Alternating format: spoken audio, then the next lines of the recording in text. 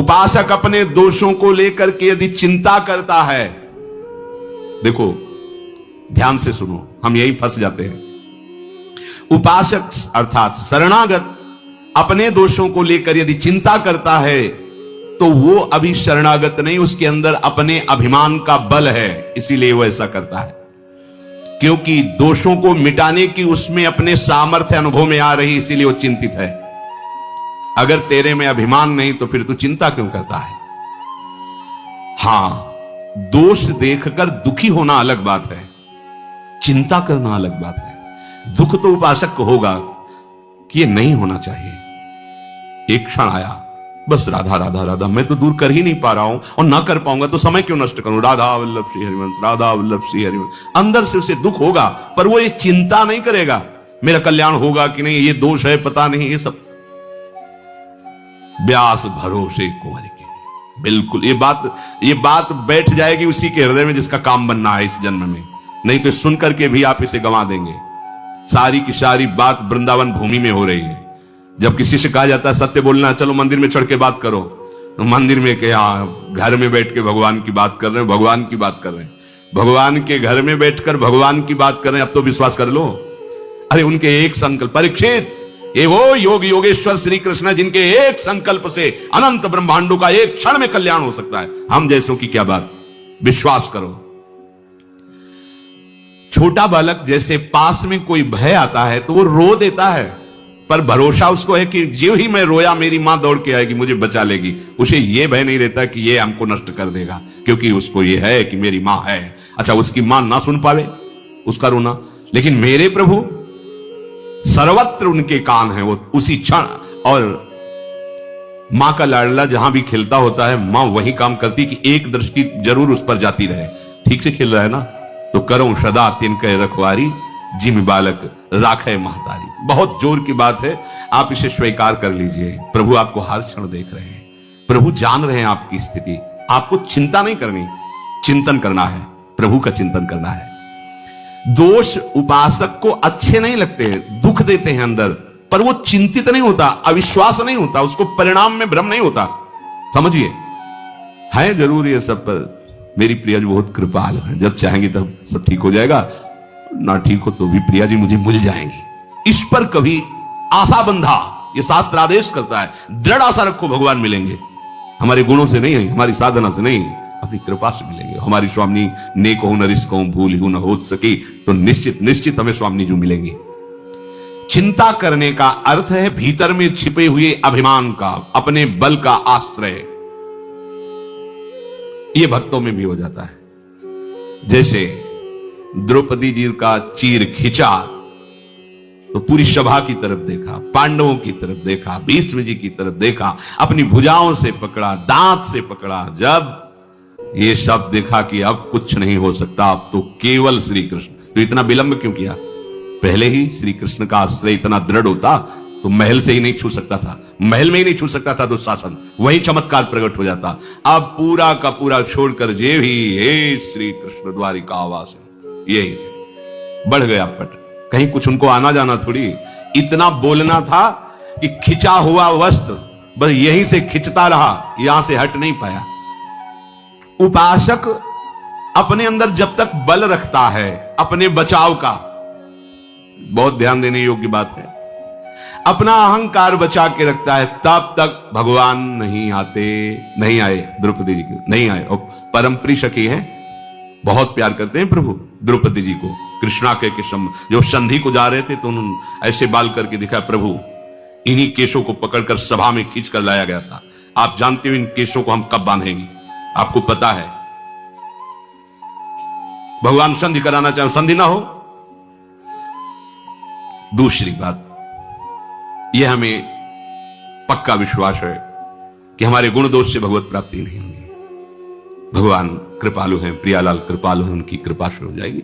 हम उनके, ये किसी से हमें प्रमाण लेने की जरूरत नहीं, इस विषय में किसी से प्रश्न करने की जरूरत नहीं, संशय खड़ा हो जाएगा।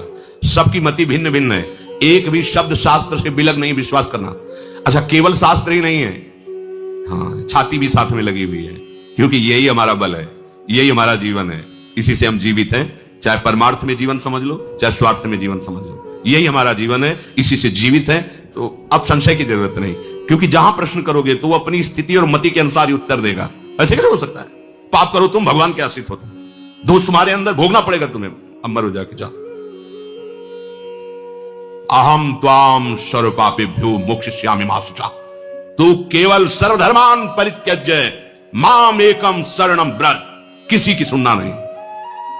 ये भगवान बोल रहे हैं जिनसे हमारा काम बनना है, हमें किसी के सलाह की इसमें जरूरत नहीं। सीधे सर्वेश्वर भगवान बोल रहे हैं, अहम त्वाम सर्वपापेभ्यो। जो मेरी शरण में आ गया, तेसा महम समुद्धरता, उसकी साधना नहीं, तेसा महम, मैं समुद्धरता मृत्यु संसार सागरा। विश्वास कर लो, ना करो तो भटकते रहो।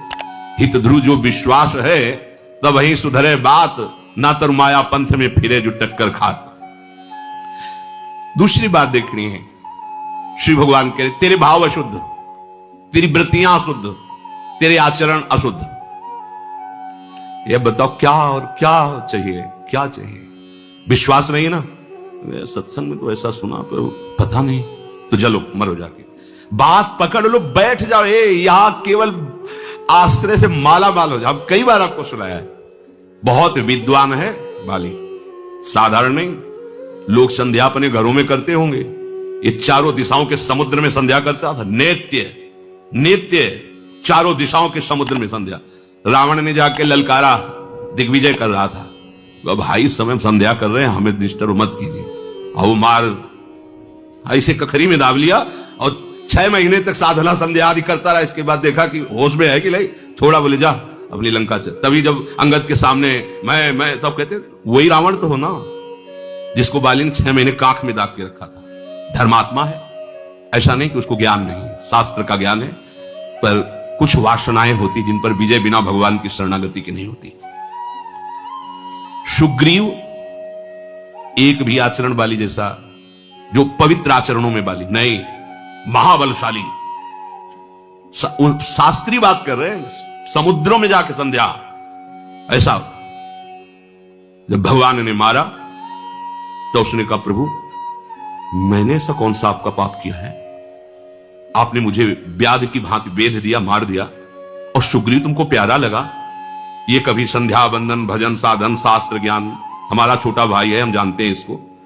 ये क्या मतलब, ये क्या बात है? आप उसका पक्ष क्यों लिया? मैं आपका कौन सा ऐसा बिगाड़ दिया? कभी अयोध्या जाके उपद्रव किया हो, कभी कुछ बात की हो तो प्रभु बताओ। हम आपसे कभी एक भी ऐसी अपमानजनित बात की? आप मेरे को दुश्मन क्यों मान लिया, क्यों मार दिया? बिल्कुल ज्ञानी पुरुष को ऐसा ले कि घोर ज्ञानी हो, शास्त्र का ज्ञानी है, किष्किंधा का राजा है, महाबलशालियों में उसकी गणना है।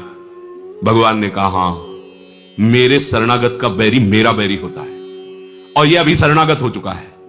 इसने कितना स्वीकार किया मुझे पता नहीं, पर मैंने अग्नि को साक्षी करके इसे स्वीकार किया है। बात समझिए, इसने कितना स्वीकार किया मुझे भगवान कह रही है, तो ये जानेगा, इसका आचरण बताएगा, लेकिन मैंने इसे स्वीकार किया है। और मेरे शरणागत का दुश्मन मेरा दुश्मन होता है, इसलिए मैंने तुझे मारा है। खास बात है, शरणागति कराने वाले परम पावन महाभागवत श्री हनुमान जी महाराज। तो शरणागति होती ही है किसी संत से, किसी संत महंत सदगुरुदेव की कृपा से जीव भगवान की शरण में होता है। तो तुम्हें अपने पर विश्वास हो या ना हो, तुम्हें संत सदगुरुदेव के द्वारा कराई हुई शरणागति जिसके प्रति है, उसके प्रति दृढ़ विश्वास हो गया, सब बात बन जाए। कर तुम अकर तुम अन्यथा कर तुम सर्व समर्था सा ईश्वरा। हम ऐसे की तो थोड़ी शरणागत है, सर्व सामर्थ्यशाली। बस अपने धर्म से नहीं हिलना, आपको चिंता नहीं करनी। एक शंकर नाम के भगत थे, बड़ी श्रद्धा विश्वास पूर्वक शालिग्राम भगवान की आराधना करते थे। गंडकी नदी के किनारे एक गांव था, वहां उनका जन्म हुआ था। ब्राह्मण कुल में जन्म हुआ, बड़े धर्म से चलते थे, पर ब्राह्मणों का क्या तप ही धन होता है। तो एक जमींदार ठाकुर थे, वो उनको रोज सीधा देते और अपने मंदिर की सेवा में भी उनको, और एक पाठशाला खुलवाई थी संस्कृत की, तो कुछ अर्थ भी देते थे और गुरु की तरह उनको मानते थे शंकर भगत को। वो बड़े धनी थे। उनको एक दिन मकान बनवाने के लिए जमीन खोद रहे थे, तो सोने का कलश मिला। जमींदार जो धर्मात्मा पुरुष धर्म करते रहते हैं, तो ये सब ऐश्वर्य धन उनके पास जाने लगता है, क्योंकि उससे जगत मंगल होता है। तो उन्होंने पंडित जी से पूछा, ये स्वर्ण मिला हुआ है, उस समय करोड़ों की लागत का। तो उन्होंने कहा कि आप भगवान सूर्य का मंदिर बनवाएं। कुछ हिस्से से अपने परिवार की और उन्नति के लिए रख लीजिए, पर उसका 1/3 हिस्सा मंदिर में लगवाए। बात कुछ दिनों बाद जो जमींदार थे वो पधार गए, तो उनका जो बड़ा लड़का था वो बहुत ही दुष्ट स्वभाव का था। केवल उनके भय से वो चुपचाप रहता था, दुष्टता उस समय भी करता था। अब तो पिता गए, तो उसे पता था स्वर्ण राशि का भी कि मंदिर बनाने के लिए ऐसा ऐसा, तो उसने पूरी नकली दस्तावेज तैयार किए, तो उसमें अपने पिता के दस्तखत कर दिए और उसमें लिख दिया कि मैं अपने बड़े बेटे को पूरे स्वर्ण का अधिकार देता हूं, वो जो चाहे सो कर सकता है, और दस्तखत अपने पिता के। जब बंटवारे का समय आया तो भाइयों ने बात रखी कि पिता ने कहा था उस स्वर्ण राशि को सूर्य मंदिर बनवाना है, और इसके साक्षी हैं शंकर भगत। नहीं, अंतिम समय एकांत में पिता ने केवल मेरा ही अधिकार रखा है, आप कागज देख लीजिए, और ऐसे दस्तखत संभाल के किए थे कि बिल्कुल वैसे ही पिता के जैसे। गांव के लोगों के सामने पंडित जी को बुलाया, पंडित जी ने कहा नहीं, हमसे तो उन्होंने यही कहा था कि सूर्य मंदिर बनेगा, ऐसा ऐसा, दिखाओ कागज। कागज दिखा, कहा ये दस्तखत भगत के नहीं, सेठ के नहीं, क्योंकि हम बहुत नजदीक रहे, उनको देखा है, उनके दस्तखत ऐसे नहीं। तो बड़े लड़के ने कहा कि हाँ तुम ही तो एक ज्ञानी हो, ये कैसे तुम झूठ कह सकते हो। उठ कर चले गए। लड़के ने बड़े विचार किया कि अच्छे अच्छे घूस में फिसल जाते हैं, इसको कुछ घूस देंगे और अपने अनुकूल करें। उसके घर गए, प्रणाम किया। पंडित जी ने सोचा इस दुष्ट का स्वभाव कैसे बदल रहा है, और बहुत मीठी मीठी, अगर दुष्ट मीठी मीठी बातें भी करे और झुके तो ऐसे समझो जैसे सांप झुक रहा है। अगर सांप हटकर पीछे झुक रहा है तो वो वार करेगा, सिंह झुक रहा है तो छलांग लगाएगा, ऐसे ही दुष्ट झुक रहा है तो तुम्हारे नाश के लिए झुक रहा है, प्रणाम नमस्कार भी। तो आप पंडित जी इतने दिन हो गए हमारे पिता की भी पंडिताई करते हुए, पूजा करते हुए, मिला क्या? एक सीधा जो हमारे घर से जाता है उसी से भोजन तुम्हारा होता है, माला माल हो जाओगे। आधा आधा, आधा सोना आपका, आधा हमारा। असलियत यही कि हमने जालसाजी की है, दस्तखत हमने किए, अब मान जाओ। उनका धूर्त कहेगा, तू हमारे को धन से लुभाए मान, हमारे तो ठाकुर जी परम धन है, जीवन उनके लिए है। भले तेरे घर से सीधा ना आए तो मांग के खा लेंगे, लेकिन धर्म विरुद्ध आचरण थोड़ी करेंगे। तो आश्रय नहीं बदलना चाहिए, धर्म विरुद्ध आचरण नहीं होते भक्त के शरणागत। उनका हमारे प्रभु सर्व समर्थ है, मैं उनका शरण भाव स्वीकार किए हूं, मुझे किसी धनादि की अधर्म पूर्वक जरूरत नहीं। तो उनका हमारे पास और भी हक करने हैं, वो आपको मनाने के लिए, वो ना बनाना पड़े तो बोले तुम हमें धमकी देते हो। अरे जिनसे काल डरता है उन भगवान की शरण में जा, तुझे जो कुछ करना है कर। जाके चला गया। अब उनका समय था कि मध्याह्न के बाद जाते, सरोवर में स्नान करते, मंदिर में पूजा में जाते, और अंधेरा होने पर वापस होते। शंकर भगत वापस आ रहे थे अंधेरे में, और एक करौली चाकू खोस करके गया और कहा अब मान लो मेरी बात, अंधेरा है कोई है नहीं, मेरी बात मान लो, अब भी कह रहा हूं आधा स्वर्ण तुम्हें दे देंगे, बात मेरी मान लो, नहीं तो तुम्हें जान से हाथ धोना पड़ेगा। बोले हमने तो पहले ही हाथ धो रखे हैं जान से, हमने अपनी जान तो प्रभु को समर्पित कर दी, तुझे जो भावे कर, अधर्म में कदम नहीं रख। उसने चाकू ली, बस भगवान का स्मरण करते हुए गिर पड़े, वो तो भगा। जे ही गिरे स्वेग जैसे कोई दिव्य देश में आ गए हो। देखा सामने सुंदर अद्भुत अद्भुत लताएं हैं, एक कनक भवन है, उसकी भावना शालिग्राम की भगवान राम के प्रति। देखा कि सिया जो विराजमान है, राम जो विराजमान, हनुमान जी महाराज उनके चरण पकड़े हैं, लक्ष्मण भरत शत्रुघ्न ये सब आसपास राज दरबार लगा हुआ है। भगवान ने कहा आओ आओ, हनुमान जी ने गले लगाकर उनको परमानंद की अनुभूति हो रही, भगवान दुलार कर रहे हैं। अच्छा तुम्हारे लग गया, और ऐसे भगवान जीवी किए, वो सब घाव खत्म हुआ, एकदम आनंद। अभी तुम जाओ, अभी तुम जाओ, तुम्हारे द्वारा भक्ति का विस्तार होगा, धर्म की स्थापना होगी, और ये मेरा ही कार्य है। जब ऐसा कहकर भगवान ने दुलार करके आंख खोली, उनको जैसे सो के जगे हो, ऐसा लगा मानो स्वप्न में वो घटना हुई थी। ऐसे देखा कोई घाव नहीं, कोई कष्ट नहीं, चल पड़े। और आगे जब गए तो खून की उल्टी करते हुए वो पड़ा था जिसने चाकू मारी थी। आगे गए, उन्होंने कहा भैया तुम्हें कैसे कष्ट हो? तुरंत गोद में उठाया और भगवान से कहा प्रभु यदि थोड़ी भी भक्ति हमारे हृदय में, इसको पीड़ा नहीं होनी चाहिए। फिर उसको चेतना आई, उसका खून उगलना बंद। बोले भैया क्या हो गया? तो बोले क्षमा करो, जे ही आपको मार के हटा तो पता नहीं कौन था, हमें परिचय नहीं, पर वो इतना बलवान था कि उसके एक थप्पड़ पर हम उस समय से खून ही डाल रहे हैं और हमें होश ही नहीं। अगर आप हमें गोद में न बैठालते, दुलार न करते तो मुझे होश ही नहीं होता। कभी गलती नहीं करेंगे, कभी बेईमानी नहीं करेंगे, हम सब सभा के बीच में कह देते ऐसा ऐसा। और आज से जीवन भर आपकी हम सेविका है। हम जान गए कि भगवान की भक्ति में कितनी शामत। ये हमारे हृदय की ऐसी कुछ स्थिति हो जाती है कि हम सबसे ज्यादा महत्व देने लगते हैं धन को। धन है तो भोग सामग्री है, भोग सामग्री सुविधा है तो शरीर है, और शरीर है तो हम हैं। फिर तो बस आनंद है, क्योंकि जो चाहेंगे वो भोगेंगे। तो क्या ये परमार्थ का स्वरूप हुआ क्या? शरीर की प्रियता, भोगों की प्रियता धन से पूरी हो रही तो धन की प्रियता। क्या धन और शरीर यही हमारा लक्ष्य है? नहीं नहीं, ये तो साधन है, लक्ष्य तो हमारा प्रभु है। तो क्या धन के बिना भगवत प्राप्ति नहीं हो सकती? सही पूछो तो धन के बिना ही भगवत प्राप्ति होती है। धन से किसी को भगवत प्राप्ति आज तक नहीं हुई। धन से किसी को भगवत प्राप्ति, धन से संबंध हटाया, त्याग किया तो उनको भगवत प्राप्ति। जिस धन को अपना माने थे उस धन का त्याग किया, वो चाहे किसी सेवा निमित्त से या कैसे भी, उससे अपनापन हटाया। जहां धन का त्याग हुआ वहीं भगवत प्राप्ति की योग्यता आती जाती। जहां धन को अपना माना वो भगवत प्राप्ति की योग्यता खो देगा। ये अंदर की बात है।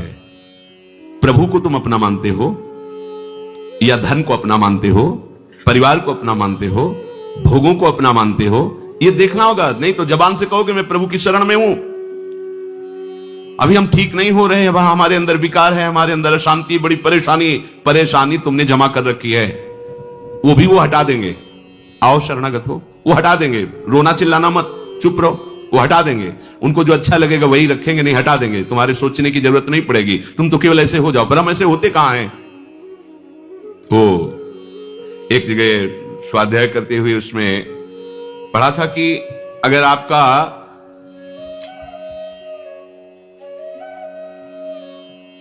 nothing is lost. If health is lost, something is lost. If character is lost, everything is lost. आपका धन गया तो कुछ नहीं गया। If wealth is lost, nothing is lost. आपका धन गया तो कुछ नहीं गया। If health is lost, something is lost. आपका स्वास्थ्य गया तो कुछ गया। If character is lost, everything is lost. आपका चरित्र गया तो कुछ नहीं रह गया, सब कुछ गया। हमारी उल्टा सोच है, चरित्र गया तो कुछ नहीं गया। हमारी उल्टा सोच से चल, चरित्र गया तो कुछ नहीं गया, स्वास्थ्य गया तो थोड़ा कुछ गया, और धन गया तो सब कुछ चला गया। और सिद्धांत क्या कहता है? If wealth is lost, nothing is lost. तुम्हारी संपत्ति नष्ट हो गई, कोई परेशानी नहीं, कुछ नष्ट नहीं हुआ, तुम्हारी हानि नहीं हुई। If health is lost, something is lost. स्वास्थ्य गया तो कुछ गया, क्योंकि इससे आप उत्तम साधना कर सकते थे। स्वास्थ्य बिगड़ गया तो आप साधन नहीं कर सकते, पर कुछ गया, सब कुछ नहीं गया। भले कठोर साधन न कर सके, राधा राधा तो बोल सकते हैं ना। If character is lost, everything is lost. अगर आपका चरित्र चला गया, सब कुछ चला गया। आज हमारी स्थिति है कि हम चरित्र पर ध्यान ही नहीं दे रहे। ये भारत देश है, यहां चरित्र की पूजा होती है। हम राम चरित्र गाते हैं, कृष्ण चरित्र गाते हैं, भक्त चरित्र गाते हैं, और हम भक्त बनना चाहते हैं। चरित्र को हमने भस्म कर दिया। चरित्र हमारा बिगड़ गया, सब बिगड़ गया। चरित्र गया, सब चला गया। आप देखो चरित्र की तरफ कहां देखा जाए। धन कैसे मिले? चरित्र बेच दो, शरीर बेच दो, धर्म बेच दो, बस धन मिलना चाहिए। भगवान मिलेंगे, परमार्थ बनेगा? नहीं। हमारे प्राण चले जाएं पर हम धर्म विरुद्ध आचरण स्वीकार ना करें। हमारा चरित्र पवित्र है। एक बार वाराणसी में एक जज स्वामी थे, उनके दर्शन कराने के लिए एक संत ले गए, तो वो पता नहीं कौन सी स्थिति में रहते, बड़ी जोर से ऐसे कलाई पकड़ी, नवीन अवस्था थी, और उन्होंने अंग्रेजी में यही कहा था कि गुड कैरेक्टर, जिसका चरित्र अच्छा वही महात्मा। और जिसका, वो अंग्रेजी से बोले थे कि जिसका चरित्र लूज है, बोले हमारे मान्यता में, वो पढ़े लिखे जज स्वामी थे, अंग्रेजी ही ज्यादा बोलते थे। कहा गुड कैरेक्टर, जीवन भर चरित्र को संभालते रहना, चरित्र ना बिगड़ने पावे। चरित्र बिगड़ गया, सब कुछ चला गया। तो जिनकी ये मान्यता है कि धन से ही धर्म होता है, धन से ही भगवान मिलते हैं, धन से ही भगवान की पूजा होती है, तो आप इस भ्रम को छोड़ दीजिए। आपके पास जो कुछ अपना माना हुआ है उसे प्रभु में समर्पित करने से आपकी बात बनेगी। जो कुछ माना हुआ है वो त्यागने से हुई। त्यागात शांतिमंतरम। यदि अपना मान करके उसे देते हैं, तो अगर दान करते हैं, धर्म में लगाते हैं, तो कई गुना बढ़ के मिलेगा। इतने में तो तुम अहंकार नहीं छोड़ पा रहे, कोई गुना और मिलेगा तो अहंकार और बढ़ जाएगा। जैसे गंदे नाली के